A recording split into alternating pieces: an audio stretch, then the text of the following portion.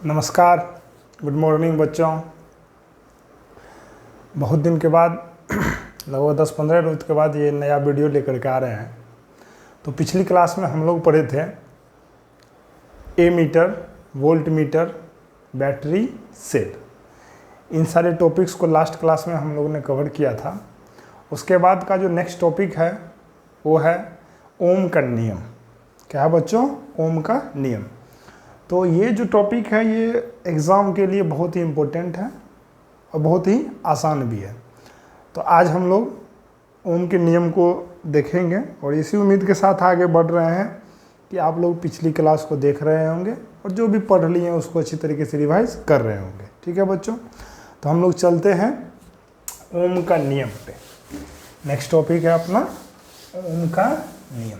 ठीक है बच्चों, तो है ओम का नियम। बहुत ही इम्पोर्टेंट टॉपिक है, भी आई आप इसमें लगा लीजिएगा। ठीक है ना, ओम का नियम। ठीक, अंग्रेजी होता है ओम्स लॉ। क्या होता है? Ohm's law. ठीक है बच्चों, तो पहले ना हम इसके परिभाषा को देखते हैं, ओम का नियम क्या होता है, और एक बार हम देख लेते हैं वीडियो अच्छे से चल रहा है या नहीं। ठीक है, हाँ जी चल रहा है। ओम का नियम। तो ओम का नियम क्या बोलता है, लिखे। ठीक ना, यदि किसी चालक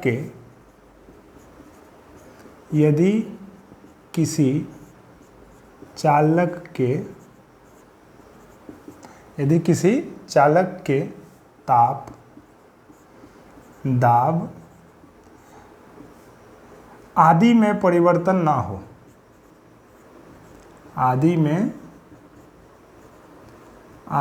परिवर्तन ना हो, ठीक, तो उसमें प्रवाहित विद्युत धारा,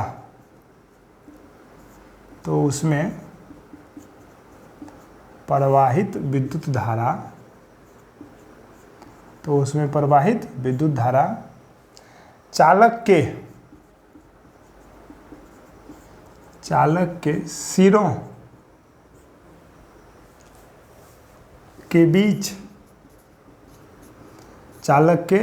के बीच के विभवांतर के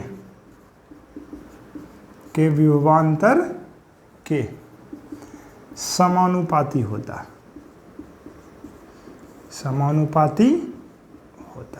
ठीक है बच्चों, नहीं समझ में आया? ठीक, फिर से पढ़ते हैं इसको। यदि किसी चालक के ताप, दाब मतलब उसकी भौतिक अवस्था में कोई परिवर्तन क्या हो, ना हो। कोई भी यदि चालक तार ले रहे हैं तो वो अपना क्या रहे, कांस्टेंट रहे, उसकी भौतिक अवस्था में कोई परिवर्तन ना हो, तो उसमें प्रवाहित जो विद्युत धारा होती है ना, विद्युत धारा को किससे सूचित कर लेते हैं? आई से। ठीक है ना, उसमें प्रवाहित विद्युत धारा चालक के सिरों के बीच के विभवांतर के क्या होता है? समानुपाती होता है। अर्थात कहने का ये मतलब है कि विभवांतर जो है, विभवांतर के किससे सूचित करते हैं? भी से, जो कि हम लोग पिछली क्लास देख चुके थे। विभवांतर जो भी होता है ना, वो विद्युत धारा आई के क्या होता है? समानुपाती होता है। ठीक है ना, कहने का मतलब भी डायरेक्टली प्रोपोर्शनल टू आई, इसी को बोलते हैं समानुपाती। और हम लोग जानते हैं कि यदि बीच से समानुपाती का चिन्ह हटा करके बराबर चिन्ह लाते हैं तो कोई न कोई क्या गुना करते हैं? कांस्टेंट गुना करते हैं। तो हम इसमें ना कांस्टेंट गुना क्या कर दिए? आर। क्या गुना कर दिए? आर। यही आर अपना क्या है? कांस्टेंट है। क्या है? कांस्टेंट। और इसी कांस्टेंट को बोला जाता है प्रतिरोध। इसी कांस्टेंट को क्या बोला जाता है? प्रतिरोध। ठीक, तो ओम का नियम क्या हो गया? V बराबर I इंटू आर। ठीक है बच्चों, तो यदि यहाँ से हम लोग I का मान निकालें तो या नहीं तो इसको ऐसे भी लिख सकते हैं, V और I का जो अनुपात होता है वो किसके बराबर होता है? R के। और R को अपना लोग क्या मान लिए हैं? कांस्टेंट। क्या मान लिए हैं? कांस्टेंट। ठीक है बच्चों, तो यही हो गया ओम का नियम। नीचे वाला देखते हैं वीडियो में आ रहा है या नहीं आ रहा है, तो हम इसको यहाँ लिख लेते हैं। ठीक है, तो इसको आप ऐसे लिख सकते हैं कि V/I बराबर क्या हो गया? R। और इस R को क्या लिखते हैं अपने लोग? कांस्टेंट लिख ही चुके हैं कहने का ये मतलब है कि ओम के नियम में V और I का जो अनुपात होता है, V और I का जो अनुपात होता है वो क्या होता है, नियतांक होता है, मतलब कांस्टेंट होता है। ठीक है ना। तो ये है अपना ओम का नियम। यदि 2 मार्क में पूछे या 1 मार्क में पूछे ओम का नियम क्या होता है, तो ये परिभाषा दे करके और यहाँ तक लिख करके अपने लोग क्या करेंगे, छोड़ देंगे कि V बराबर क्या होता है I इंटू आर, V बटा I बराबर R, मतलब कांस्टेंट नियता। ठीक है ना बच्चों। यदि 4 मार्क और 5 मार्क में आ जाए ओम का नियम क्या होता है, इसे सत्यापित करें। ओम का नियम क्या होता है, इसे सत्यापित करें। तो अब इसका हम लोग सत्यापन करेंगे। सत्यापन का मतलब है कि प्रैक्टिकल की मदद से हमको सिद्ध करके दिखाना है कि V और I का मान क्या होता है, नियतांक होता है। ठीक है बच्चों। तो अभी तो हम प्रैक्टिकल नहीं करके दिखा सकते, लेकिन कोशिश करते हैं कि हम बोर्ड पे जो भी वैल्यू लेंगे उसकी मदद से ही आपको हम बात को एक्सप्लेन करने में मतलब समझा सके हम। ठीक है ना। तो हम कोशिश करते हैं कि ये चीज़ अभी हम करें कि V और I का मान हम आपको नियतांक करके दिखाएं प्रैक्टिकल की मदद से कैसे करते हैं। ठीक है बच्चों। तो स्क्रीनशॉट ले करके तब तक आप लोग इसको लिखिए, हम बोर्ड को मिटाते हैं और उसके बाद देखते हैं ओम के नियम का सत्यापन। ठीक है बच्चों। तो बच्चों अब देखते हैं प्रयोग द्वारा ओम के नियम का सत्यापन। ठीक है, आप लोग भी हेडिंग डालिए मजे में, प्रयोग द्वारा ओम के नियम का सत्यापन। प्रयोग द्वारा ओम के नियम का सत्यापन। ठीक है भाई। तो हम लोग पिछली क्लास में पढ़े थे एमीटर, वोल्टमीटर। ठीक, एमीटर ऐसा यंत्र है जिसकी मदद से हम लोग विद्युत धारा को मापते हैं और इसको श्रेणी क्रम में जोड़ते हैं। ठीक है। और एक होता है वोल्टमीटर, ऐसा यंत्र है जिसकी मदद से हम लोग विद्युत विभव को मापते हैं और इसको समांतर क्रम में जोड़ते हैं। तो हम प्रयोग में एमीटर और वोल्टमीटर हम लोग इसीलिए लेंगे क्योंकि हमको क्या दिखाना है, V बटा I बराबर कितना, R का मतलब कांस्टेंट, V का मतलब विभव, तो विभव को मापना है, I का मतलब विद्युत धारा को मापना है, तो विद्युत धारा के लिए तो एमीटर लेना होगा और विभव को मापने के लिए वोल्टमीटर लेना होगा। इसीलिए हम एक ऐसा परिपथ बनाएंगे, विद्युत परिपथ बनाएंगे जिसमें एमीटर भी होगा और वोल्टमीटर भी होगा और उसकी मदद से हम लोग मान को लेंगे। तो ठीक है बच्चों।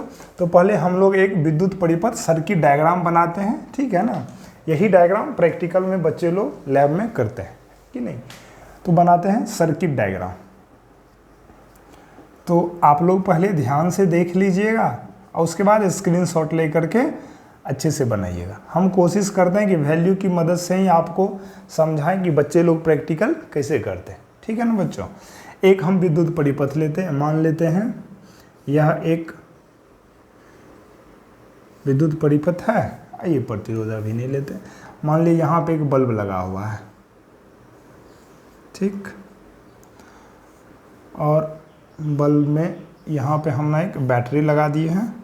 ठीक, और यहाँ ना हम एक स्विच लगा दिए और ये इस तरह, ज़्यादा लंबा चौड़ा नहीं लेते। ठीक ना।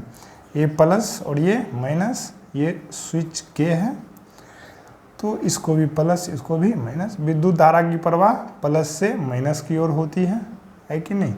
इस बात की चर्चा हम लोग बहुत बार कर चुके हैं कि उच्च विभव से निम्न विभव की ओर होती। ठीक, अब हमको ना इसमें विद्युत धारा को मापना है तो एमीटर लेंगे। तो एमीटर को किस क्रम में लगाएंगे, श्रेणी क्रम में। तो हम क्या करते हैं ना, यहाँ पे हम एमीटर लगा लेते हैं। क्या लगा लेते हैं, एमीटर। ठीक है ना, एमीटर हो गया। ठीक, वोल्टमीटर की मदद से हम लोग क्या मापते हैं, विद्युत विभव को मापते हैं। तो उसको किस क्रम में जोड़ते हैं, समांतर क्रम में। तो हम यहाँ पे ना वोल्टमीटर लगा लेते हैं। ठीक है बच्चों। तो उम्मीद है कि समझ में आ गया होगा। ये हो गया एमीटर और ये हो गया वोल्टमीटर। ठीक है ना। एमीटर की मदद से विद्युत धारा को मापते हैं और वोल्टमीटर की मदद से हम लोग विभव को मापते हैं। ठीक है ना। यहाँ तक हम क्या किए ना, स्विच को लगा दिए। स्विच को क्या किए, लगा दिए। तो पहली बार एक बैटरी है तो हम वोल्टमीटर के भी रीडिंग को लिखते हैं और एमीटर के भी रीडिंग को लिखते हैं। ठीक है ना। ये हो गया। ठीक, मान लीजिए पहला बैटरी है, ठीक है ना, मान लेते हैं कि पहला बैटरी है और उस बैटरी का विभव मान लिए 0.2 वोल्ट है। कितना वोल्ट है? 0.2 वोल्ट। हम स्विच को लगा दिए, स्विच को क्या किए? लगा दिए। जो ही हम स्विच को ऑन करेंगे तो इससे विद्युत धारा का प्रवाह होगा, बल्ब भी अपना क्या होगा? जलेगा। ये क्या है? बल्ब है, परिपथ बना है, परिपथ में आप कुछ भी दे सकते हैं, तो हम बल्ब दे दिए। जो ही स्विच ऑन करेंगे तो बल्ब क्या होगा? जलेगा। कहने का ये मतलब हुआ कि इससे विद्युत धारा का भी प्रवाह हो रहा है और इसके सिरों के बीच क्या है? विभव भी है, कुछ ना कुछ विभव भी है। तो वोल्ट मीटर, मान लिए कि वो वोल्ट मीटर ने मापा कि विभव का मान कितना है? 0.2 वोल्ट। कितना है? 0.2 वोल्ट। मतलब बैटरी कितना है? 0.2 वोल्ट का। और उस समय जो धारा प्रवाहित हो रही है वो मान ली कितना का हो रहा है? 4 एम्पियर का। कितने का? 0.4 एम्पियर। ठीक है बच्चों, तो ये पहला एक्सपेरिमेंट हुआ, नहीं समझ में आया होगा। अब हम क्या करते हैं? बैटरी के वैल्यू को चेंज कर देते हैं। चेंज करने का मतलब मेरा ये हुआ, इसमें ना हम क्या किए? एक और बैटरी लगा दिए। अब बैटरी का मान क्या करिए? हम बढ़ा दिए। मतलब पहले एक बैटरी था, अब हम कितना बैटरी लगा दिए? 2 बैटरी। कितना बैटरी लगा दिए हैं? 2 बैटरी। अब मान लिए कि इसका जो विभव का मान है वो कितना है? 0.3 वोल्ट। कितना है? 0.3 नहीं, 0.3 नहीं लेते हैं, 0 ले लेते हैं 4। ठीक है ना, 0 कितना ले लेते हैं? 4। अच्छा, ये 2 नहीं, इसको ना आप 1 मान लो। ठीक, मतलब धारा का मान मान लिए कम होगा, ज़्यादा नहीं। ठीक है ना, मान लिए अब वोल्ट का वैल्यू कितना ले लिए? 0.4 वोल्ट। ठीक, तो अब जो बैटरी का हम वैल्यू बढ़ा दिए हैं तो वोल्ट मीटर का रीडिंग कितना आ रहा है? 0.4 वोल्ट। उसी समय यदि अब हम ए मीटर को माप रहे हैं तो मान लेते हैं कि उस समय अपना रीडिंग आ रहा है कितना? 0.2 एम्पियर। कितने का? 0.2 एम्पियर का। ये ऐसा मान लिए कि हो रहा है, जब हम प्रैक्टिकल कर रहे हैं तो हम मान लेते हैं कि ऐसा हो रहा है। ठीक है ना, क्योंकि हमको सिद्ध करके दिखाना है कि ऐसा हो रहा है, और कीजिएगा भी तो शायद ऐसा ही आएगा। ठीक है ना, अब मान लिए पुनः हम लोग बैटरी के वैल्यू को क्या किए? बढ़ा दिए। पहले 2 रखे थे, अब कितना रख दिए? 3 रख दिए। कितना रख दिए? 3 कहने का ये मतलब है, मान लीजिए कि आप कितना वोल्ट ले लिए? 0.6 वोल्ट। ठीक, मान लीजिए कि जो ही बैटरी की वैल्यू को बढ़ाए, मतलब संख्या बढ़ाए हैं, तो मान लीजिए वोल्ट मीटर का रीडिंग कितना आ गया? 0.6 वोल्ट। और उस समय जो अपना धारा प्रवाहित हो रहा है ए मीटर से, मान लीजिए ए मीटर का जो कांटा है ना, ए मीटर की जो रीडिंग है, कांटा है, वो मान लीजिए कितने पे चला गया? 0.3 वोल्ट, 0.3 एम्पियर। ठीक है ना, इसी तरह से आप जो है बैटरी के वैल्यू को बढ़ाते जाएंगे, करते जाएंगे, कोई दिक्कत नहीं है, 5, 6, 7 भी कर सकते हैं। ठीक, तो ये हो गया अपना V का मान और I का मान। ठीक है ना, तो ओम का नियम क्या बोलता है? V/I का मान क्या होना चाहिए? नियतांक। ठीक है ना, तो अब हम क्या करते हैं? यहाँ पे V/I निकालते हैं, मतलब V और I का क्या निकालते हैं? अनुपात। हम भागा देते हैं। ठीक है ना, 0.2 में 0.1 से भागा दीजिए, कितना हो गया? 2। ठीक है ना, उसके बाद इसमें भी दीजिए, यहाँ पे भी जो रीडिंग आया था 0.4 में 0.2 से भागा दीजिए, दशमलव कट गया, कितना आया? 2। फिर इसको भी दीजिएगा तो क्या आएगा? 2। तो हम देख रहे हैं कि V और I का जो मान निकाल रहे हैं तो ये मान क्या आ रहा है? नियतांक ही है, मतलब कांस्टेंट है। अरे है कि नहीं? इसी तरह आगे भी निकालेंगे तो वो क्या आते जाएगा? कांस्टेंट। कांस्टेंट कहने का ये मतलब है यदि 2 आ रहा है तो 2 ही आ रहा है। हम ऐसा वैल्यू लिए कि हमको क्या आ रहा है? 2 आ रहा है। यहाँ 2, यहाँ 2, यहाँ 2, यहाँ भी 2 ही आ रहा है। मान लीजिए आप बैटरी कुछ और लेंगे, पावर उसका कुछ और रहेगा। मान लीजिए आपको यहाँ पे 4 वोल्ट आया, तो आपको हर एक जगह कितना आएगा? 4, 4, 4 ही आएगा। ठीक है, तो इससे यह बात सिद्ध हो गया कि V और I का जो अनुपात है हर एक कंडीशन में क्या है? नियतांक है, कांस्टेंट है, वो बदल नहीं रहा है। जो ही नहीं बदलेगा तो हम बोल देंगे कि ओम के नियम का क्या हो गया? सत्यापन हो गया। ठीक है ना, ओम का नियम भी तो यही बोलता है, यदि किसी भी चालक का यदि आप ताप और दाब में परिवर्तन नहीं कीजिए तो उसका जो मतलब V होता है, विभवांतर का जो मान होता है, उसमें प्रवाहित धारा का क्या होता है? समानुपाती होता है। और उसी वर्ड को जब हम कैलकुलेशन किए तो हमको क्या जाकर आगे मिला कि v और i का मान क्या होता है, v और i का अनुपात क्या होता है, नियतांक होता है। ठीक है बच्चों, उसी चीज़ को हम लोग सत्यापित कर लिए। प्रैक्टिकल जब आप लोग लैब में कीजिएगा तो वहाँ पे इसी तरह से सर्किट बनाइएगा, बल्ब लीजिएगा, एक वोल्ट मीटर लीजिएगा, एक ए मीटर लीजिएगा और कांटे के रीडिंग को लिखिएगा, तो इस तरह के आपका आएगा। ठीक, इसका जब अपने लोग ग्राफ बनाते हैं, ग्राफ में भी 2 मार्क रहता है, तो जब भी सत्यापन पूछे तो ग्राफ जरूर से ज़रूर बनाएं। ठीक है ना। जब हम लोग इसका ग्राफ बनाते हैं, एक लेते हैं एक्स एक्सिस और एक क्या लेते हैं, वाई एक्सिस। एक्स एक्सिस की तरफ हम लोग लेते हैं विभवांतर को और वाई एक्सिस की तरफ लेते हैं हम लोग धारा को। मान लीजिए एक्स एक्सिस की तरफ हम किसको लिए, विभवांतर को, और वाई एक्सिस की तरफ किसको लिए, हम लोग धारा को लिए। ठीक है ना। मान लीजिए विभवांतर कितना है, 0.2, 0.4, 0.6। ठीक है, नीचे दिख रहा होगा 2, 4, 6। हम ऐसा वैल्यू लिए हैं जिससे कि समझने में क्या हो, आसानी हो। ठीक है ना। 0.1, 0.2 और 0.3। जब हम लोग ग्राफ खींचते हैं कि 2 पे कितना वैल्यू है i का, 1, तो 2 पे वैल्यू कितना है, 1 है, तो यहाँ पे हो जाएगा ये बिंदा। ऐसे करके जाएंगे ना। फिर 0.4 पे वैल्यू कितना, 0.2, तो 0.4 हो गया यहाँ और 0.2 इसके सामने, ये हो गया। ठीक है ना। फिर 6 पे कितना, 3, यहाँ पे आएगा, तो ये हो गया 3। ठीक है ना। स्केल पेंसिल से आप लोग कीजिएगा तो अच्छे से आएगा। और जब इन सारे पॉइंट्स को मिलाते हैं तो ये एक स्ट्रेट लाइन आएगा। कैसा आएगा, एक सीधी रेखा आएगी। ठीक है। और ऐसी यदि सीधी रेखा आती है तो हम बोल देंगे कि हाँ, अपना जो सत्यापन किए हैं वो क्या है, सही है। ठीक है ना। और इसी को बोल देते हैं v बराबर i इंटू r।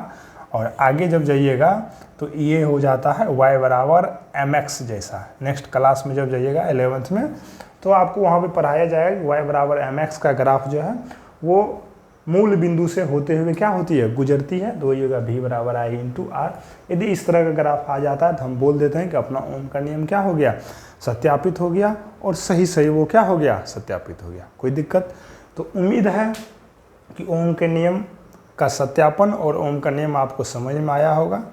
अच्छी तरीके से कोशिश किए हैं कि जो भी प्रैक्टिकल करते हैं प्रैक्टिकल में उसको बोर्ड पे समझाएं। ठीक है बच्चों, तो इस वीडियो को यहीं ख़त्म करते हैं और नेक्स्ट वीडियो में नेक्स्ट टॉपिक लेकर के आते हैं। यदि ये छोटा वीडियो रहेगा तो देखने में भी आसान रहेगा, क्योंकि ये बहुत ही इम्पोर्टेंट है। ठीक है बच्चों, नमस्कार।